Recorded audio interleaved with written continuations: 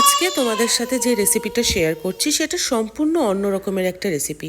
যে কোনো উপোসের দিনে যেরকম এখন শ্রাবণ মাসের উপোস চলছে, শিবরাত্রি, নীলের উপোস, আমার মা যেমন রামনবমী করে, এই সব দিনে তোমরা এটা করে খেয়ে দেখতে পারো, সাবুর খিচুড়ি। আমার মনে হয় তোমরা অনেকেই এটা সম্পর্কে জানো, কিন্তু আমি যেভাবে করি সেইটা তোমাদের সাথে শেয়ার করছি। আমি কিন্তু প্রথমে একটু কারি পাতা, আদা কুচনো, কাঁচা লঙ্কা, জিরা এটার ফোড়ন দিয়ে নিয়েছি।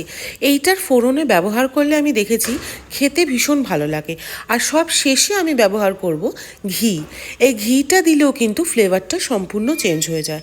আমার হাজব্যান্ড যেহেতু খুব একটা সাবু বা এই জাতীয় জিনিস খেতে পছন্দ করে না, সেজন্য আমি অনেকটা বেশি সবজি দিয়ে আর ভাজা বাদাম দিয়ে ওকে করে দিই। সাবুর পরিমাণটা একটু কম রাখি।